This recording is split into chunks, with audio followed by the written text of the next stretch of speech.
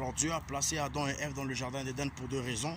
La première raison, c'était de garder le jardin. Et la deuxième raison, c'était de travailler, de cultiver la terre. Vous voyez que Dieu ne peut pas te donner quelque chose sans l'avoir accompli avant. Dieu ne peut pas te donner une bénédiction sans l'avoir achevée.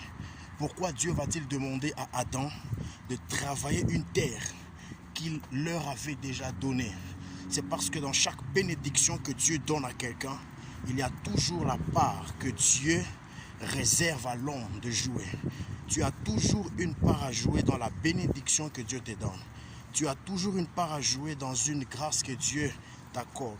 Pour le mariage, pour n'importe quel percée que le Seigneur peut t'accorder, il y a toujours une part que tu dois jouer. N'aie jamais négligé que le plus grand combat de la vie n'est pas celui de l'avoir, mais le grand combat de la vie, c'est celui du maintien. Le diable peut te laisser avoir, mais il ne te laissera pas maintenir. C'est comme ça qu'il y a des gens aujourd'hui, ils peuvent avoir des percées, mais ils ne traînent pas dans ces percées-là. Ce ne sont pas des percées à long feu. Pas parce qu'ils ont maudit Dieu, mais parce qu'ils se sont habitués à la bénédiction au point qu'ils ont oublié l'échelle qui les a aidés à avoir cette bénédiction-là.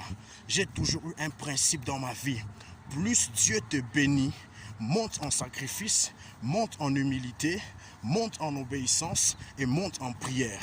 Parce que les choses qui t'ont permis d'avoir ont vaincu un certain type de combat. Mais les choses qui te permettront de maintenir ce que tu as eu demanderont aussi un autre niveau de combat. Alors pour surmonter ces autres combats-là, tu dois monter des dimensions afin de maintenir la grâce et les bénédictions que Dieu t'a données. Adam devrait non seulement cultiver la terre, mais il était appelé à garder la terre. Ma question pour toi est celle-ci. Comment gardes-tu ce sur quoi tu as prié? Comment gardes-tu la bénédiction que tu as reçue des dieux?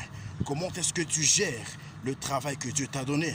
Comment est-ce que tu gères la bénédiction que Dieu a libérée sur ta vie? Réfléchis sur ça et laisse que ça soit ton cheval de bataille. Chaque jour dans ta vie, réfléchis sur comment est-ce que tu peux garder et percer dans ce que le Seigneur t'a accordé. Que Dieu te bénisse.